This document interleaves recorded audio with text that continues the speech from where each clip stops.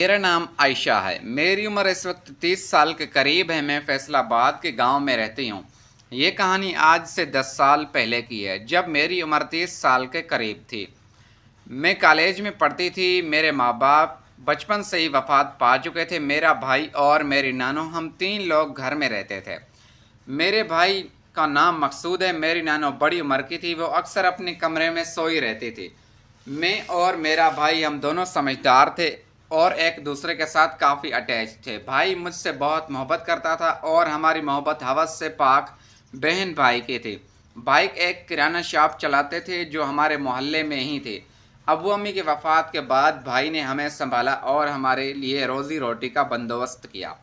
मैं, नानो और भाई, हम 3 लोग हंसी खुशी ज़िंदगी गुजार रहे थे, मगर ना जाने क्यों हमारी हंसती बसती घर को किसी की नज़र लग गई। भाभी शराब पीने लगे थे और शराब पीकर शाम को घर आते तो वो अजीब अजीब हरकतें करते। मैं इसी वजह से बहुत परेशान थी।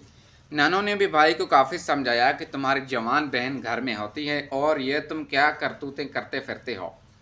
तुम्हें पता भी है, शराब पीकर इंसान रिश्तों की तमीज़ नहीं रखता। भाई अब शराब पीते और शराब पीकर मेरे साथ अजीब अजीब हरकतें करते। कभी मेरे कपड़े खींचते तो कभी मुझे बालों से पकड़ लेते और कभी तो मेरा पजामा भी खींच लेते, जो कई दफ़ा नीचे।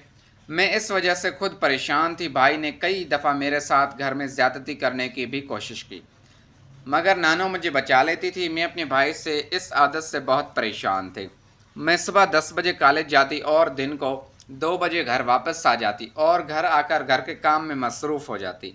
नानों के साथ काम काज में हाथ बटाती। शाम को भाई शॉप बंद करके आए तो वो शराब पीकर घर आ जाते और मेरा एक ही कमरा था। अब मुझे भाई से डर लगने लगा था और मैं अपनी नानों के कमरे में सोया करती थी। सर्दियों के दिन थे। एक रात मैं अपनी नानों के साथ कमरे में सो रही थी। जब भाई शॉप से वापस आए तो बहुत टुन लग रहे थे और उन्होंने काफ़ी सारी शराब पी रखी थी। उनके साथ एक लड़की भी थी जो अपनी अय्याशी के लिए लेकर आए थे। मैं इस लड़की को देखकर हैरान और परेशान हो गई। नानो सो रही थी। मैं उठी। मैंने पूछा, इस लड़की को क्यों घर लेकर आई हो? मकसूद भाई कहने लगे, आज इस लड़की के साथ मैं वो करूँगा जो तुम्हारे साथ करने की ख्वाहिश रखता था, मगर तुमने मुझे अपने नज़दीक नहीं आने दिया। अभी भी मैं कहता हूँ कि इस लड़की को मैं वापस भेज देता हूँ। मेरी ख्वाहिश पूरी कर दो। मैं भाई की बात सुनकर काफ़ी परेशान हो गई थी कि भाई ये कैसी बातें करते हैं। मैं ये बात सोचने लगी। वो लड़की मुझे अजीब निगाहों से सर से पैरों तक देख रही थी, क्योंकि मैं एक खूबसूरत और गबरू जवान लड़की थी। भाई भी काफ़ी खूबसूरत थे, मगर शराब पीने की वजह से अब उनका रंग कुछ काला पीला पड़ने लगा था। मगर वो नैन नक्श के बहुत ही अच्छे थे और बहुत ही खूबसूरत थे। मैंने भाई को समझाया कि आप इस लड़की को वापस भेज दें। भाई कहने लगे, मैंने जो बात की है उस बात पर पूरा उतरो और मेरे साथ शर्त रखो। अगर तुम मेरी ख्वाहिश पूरी करोगी तो मैं इस लड़की को वापस भेज देता हूँ। मुझे भाई की बातों की ज़रा भी समझ नहीं आ रही थी कि मैं क्या करूं। भाई कहने लगा, अगर ये मेरी शर्त मानोगी तो मैं इस लड़की को वापस भेजकर तुम्हारे साथ अपनी ख्वाहिश पूरी करूंगा, वरना मैं इस लड़की को अपनी हवस का निशाना बनाऊंगा। हम एक शरीफ मोहल्ले में रहते थे और कोई भी नहीं जानता था कि भाई अब शराब पीने लगे हैं और घर में ये हरकतें करते हैं। मैं मजबूर थी। मैंने भाई की बात मान ली थी और इस लड़की को वापस भेज दिया था, क्योंकि हम गरीब लोग थे और वो लड़की देखने में ही शातिर नज़र आते थे। ऐसा ना हो कि वो लड़की मेरे भाई के साथ कैसा कुछ गलत करे और बाद में हमसे पैसों का तकाजा करे। इसलिए मैं भाई की शर्त मान चुकी थी और भाई के साथ वो सब कुछ करने के लिए तैयार हो गई थी।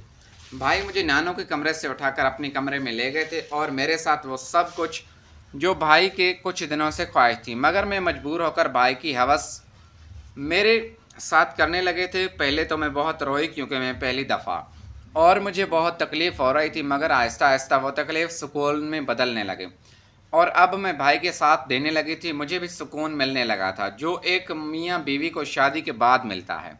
अब मुझे इस सब की आदत हो गई थी और भाई भी घर में ही अपनी ख्वाहिश पूरी कर लेते थे। उन्हें जाकर बाहर किसी के साथ गलत करने की इजाज़त बिल्कुल भी मैंने नहीं दी थी